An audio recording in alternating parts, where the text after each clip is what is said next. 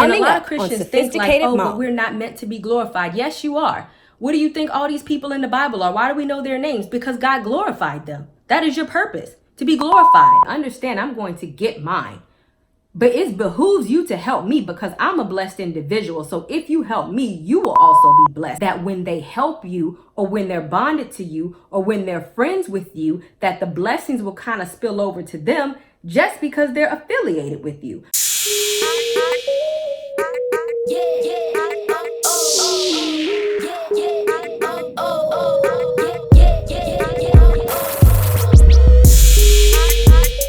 What is up, guys? Sophie here, and it is your spiritual transformation coach, and today we're going to talk about being a little cocky.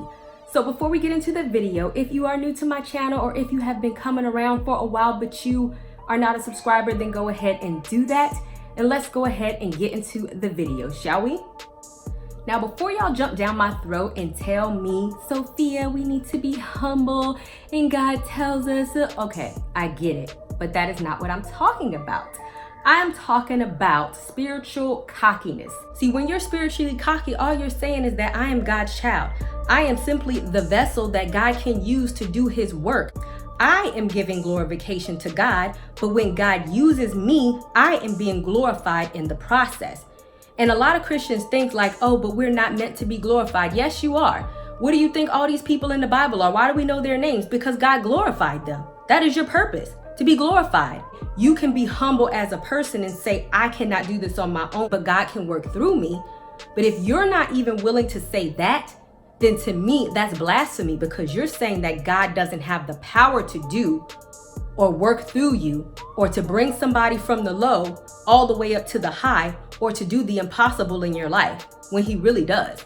And so that's why you need to be cocky. So the first verse that I want to get into is Luke 19:40, and it is where Jesus is going into Jerusalem, right? And the Pharisees said, was telling Jesus to rebuke or tell his disciples to be quiet because they were shouting for Jesus.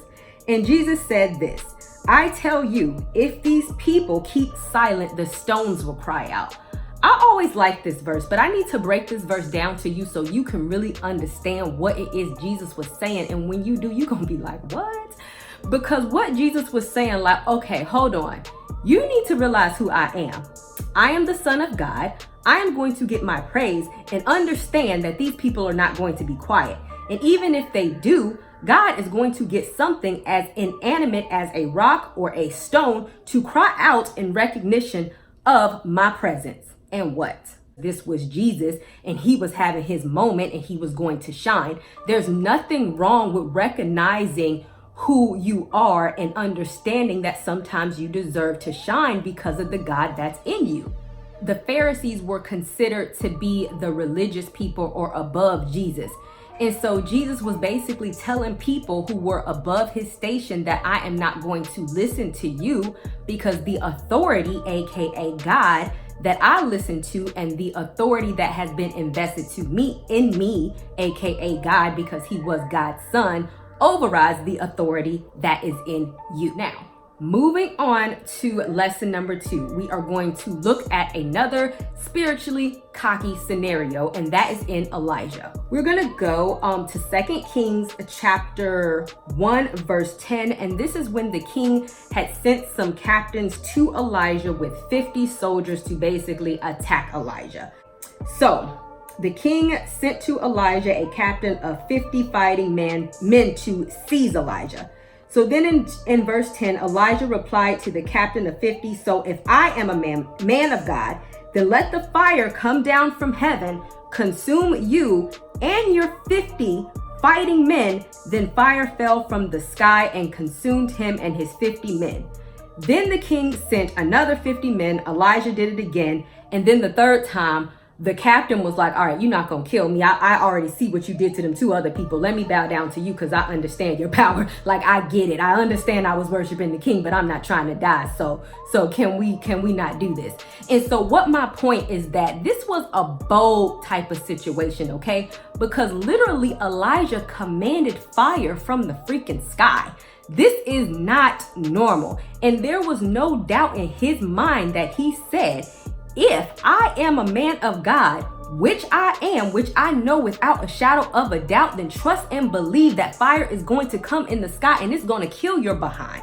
And there was no doubt in his mind that that was going to happen, because that is the spiritual cockiness that I am talking about. When people come against you, it's like, I'm not scared of you. There might be one of me and there's 50 soldiers and there's a captain, but I'm not scared, because guess what? I know who is in me. I know who I am. I am a man of God, and we're going to see who is stronger, you and your little 50 man, or me and my God. So come on, fire, come out the sky. So the next spiritual cocky person we are going to go to is David. I actually have a whole video on David because he was a cocky somebody. I'm sorry. David had his own issues. I'm not going to pretend like he's perfect, but I definitely like the swag that David had all throughout his life, because people stayed coming for David and David stayed clapping back. Like, David was like, I am the one who, you know, walks with God. And I mean, David could be doing the most wrong thing, doing this, that, and the third. He could be completely wrong, and then the next day he'd be talking like, I'm God's child and I'm going to defeat you. I just want to mention the particular part when he goes to slay Goliath, and we're going to go to 1 Samuel 17, and we're going to start off at verse 45. The Philistine is basically making fun of David and says, I'm going to give your flesh to the birds and feed you to the beasts. David said, you come to me with the sword and a spear and a javelin, but I come to you in the name of the Lord of hosts, of God, and the armies of Israel, whom you have taunted. This day the Lord hand you over to me, and I will strike you down, cut off your head, and I will give you to the corpses of the army of the Philistines this day, to the birds of the sky and the wild beasts of the earth, so that all the earth may know that there is a God in Israel. So then he slung, of course, hit Goliath in the head. Then Goliath died. And just so that David would not be a liar, because at this point he done already said he was going to chop off Goliath's head. So he was like, oh, I done already said according to the God and Lord of hosts, and spoke all this trash. He ran over to the Philistine, grabbed Goliath's own sword, and cut his head off with it. And yeah, so what is my point in this? It's like the spiritual cockiness is like, whatever you see in the physical realm, you know that God is with you, and that is enough, that nothing can defeat you. So if you notice, even in the story of Elijah and even in the story of David, never did they say, I am my own right. It always said, if I am a man of God, or because you have taunted the Lord of hosts, and if God be true, God will hand you over to me in this day. They never, and that is the difference between worldly cockiness and spiritual cockiness, is because you're never putting the full power on yourself. When you think of like, oh, Christians are supposed to be humble, you're supposed to be humble in yourself. But to brag on God and say that God can do X, Y, and Z and feel confident in that, that's a good thing, because he can. I actually want to move on to Mordecai, and I have a video on Mordecai as well. And he has a lot of cockiness too. And so at this particular instance, he was coming to Esther because she was the queen, and he was asking her to do something because they were both Jewish, and Haman was trying to kill all the Jewish people because Mordecai wasn't going to bow down to him. So Esther was like, oh, I don't know if I can do it, and all this, and giving him pushback. So then if you go to Esther 4:13, Mordecai said this, do not imagine that you in the king's palace can escape more than all the other Jews. So then he looked at Esther and was like, you know what? You trying to be funny. I'm coming to you for help. You telling me no. You're not going to escape all the other Jews. But then look at what else he says. For if you remain silent at this time, liberation and rescue will arise for the Jews from another place, and you and your father's house will perish because you did not help when you had the chance. So basically he was saying, all right, I'm coming to you for help. You're saying that you don't want to help me. Understand that since you don't want to help me, God is going to help me anyway.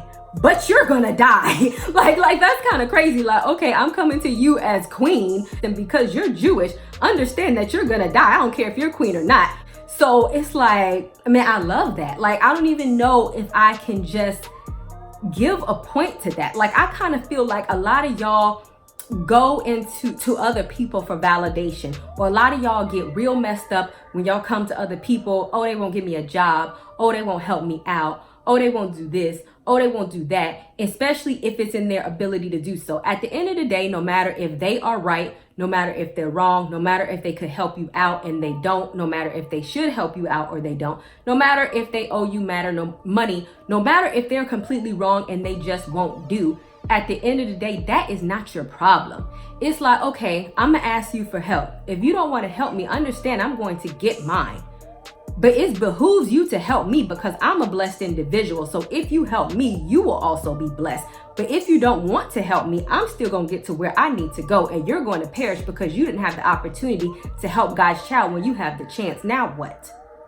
And so that's the type of thing when it's like you kind of know the presence that you bring when you have God on your shoulder. You don't feel slave to other people. It's like people should be falling over themselves to be slave to you because they know that when they help you or when they're bonded to you or when they're friends with you, that the blessings will kind of spill over to them just because they're affiliated with you. And so for this reason, a lot of y'all need to stop getting so mad thinking that somebody controls your destiny and has the power to speak life, death, give you something, take something away. They don't have the power to do anything. And if God has told them to help you and they refuse to do it, then guess what? That's on them. Your blessing, your deliverance, your whatever the case may be is going to come from somewhere, even if it don't come from. Now we're going to go into the last people, and these are Shadrach, Meshach, and Abednego. So we're gonna go to Daniel 3:17 and 18. And this is basically kind of like Mordecai, where the king had told these three people to bow. Of course, in the Old Testament, the Jewish people did not bow down to nobody. They refused, and the king was like, I'm going to kill you and put you in the furnace. And this is where we pick up. He said, we do not need to answer to you at this point. If it be so, our God, whom we serve, is able to rescue us from the furnace of the blazing fire, and he will rescue us from your hand, O king. But even if he does not, let it be known to you, O king, that we are not going to serve your gods or worship the golden image that you have set up. So to me, this is kind of a different kind of spiritual cockiness, because a lot of y'all think that just because you believe in God, that God is supposed to do exactly what you want him to do, exactly how you want him to do it.